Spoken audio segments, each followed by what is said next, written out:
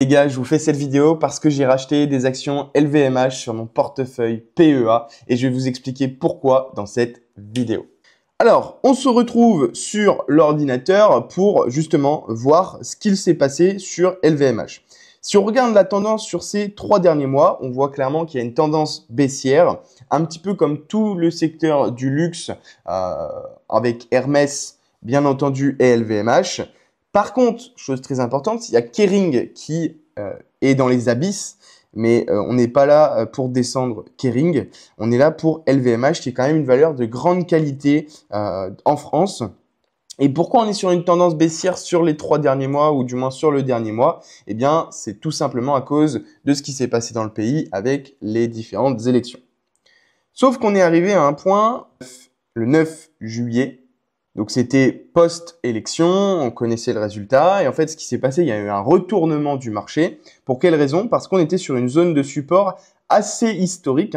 Si on revient sur la zone des 685 €, eh bien c'est une zone de support qui était quand même assez importante. Je vous mets juste ici mes actions LVMH que j'ai achetées. Et on peut voir déjà que j'ai fait un bon petit rendement sur LVMH en quelques jours. Bien entendu, j'investis sur du long terme. Ce n'est pas un conseil en investissement.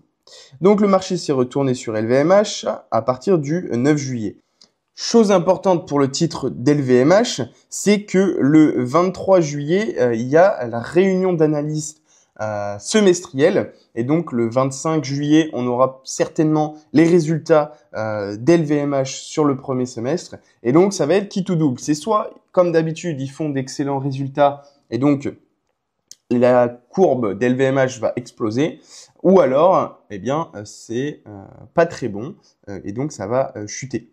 Si on regarde maintenant les résultats de 2020 à 2023 des chiffres d'affaires d'LVMH, eh bien, on peut voir que c'est assez impressionnant puisque celui-ci ne cesse d'augmenter, une croissance à 2 chiffres quasiment chaque année. Donc ça, c'est assez impressionnant. Et après, c'est bien entendu le résultat net entre 2020 et 2021. Le chiffre d'affaires a certes, lui, augmenté, mais le résultat net, lui, a plus que doublé. Donc ça veut dire qu'ils vendent en fait plus et plus cher.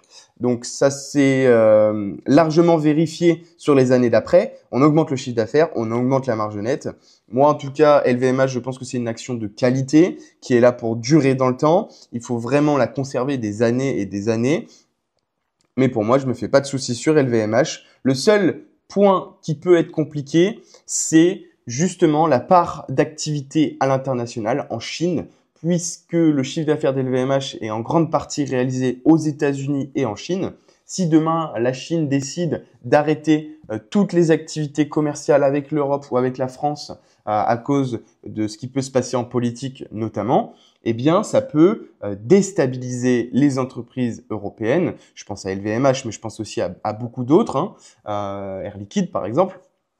Et donc, ça pourrait faire baisser nettement le cours de l'action, mais on n'en est pas là, puisque pendant peut-être encore 1 an et demi, 2 ans et demi, il n'y aura pas de retournement de situation en France, puisqu'on a vu qu'il n'y avait pas de majorité absolue aux élections. Donc, ça risque de rien changer sur les 2-3 prochaines années.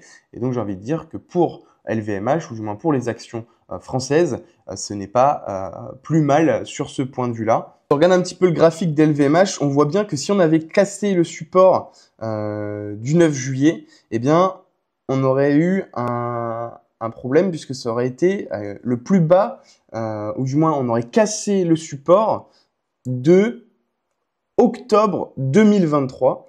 Et donc, on aurait pu après descendre clairement sur des cours allant jusque peut-être 640 €. Et si ça avait continué de chuter, eh bien là, on serait allé sur des niveaux depuis quasiment 2022. Et là, ça aurait été assez compliqué pour le titre. Mais c'est pas le cas puisqu'il y a eu une grosse augmentation depuis le support du 9 juillet. Moi, clairement, j'en ai profité pour en acheter sur cette zone-là à 680 €. Je vous mettrai d'ailleurs, je vous ai mis normalement au début de la vidéo mes positions que j'ai pu prendre sur LVMH.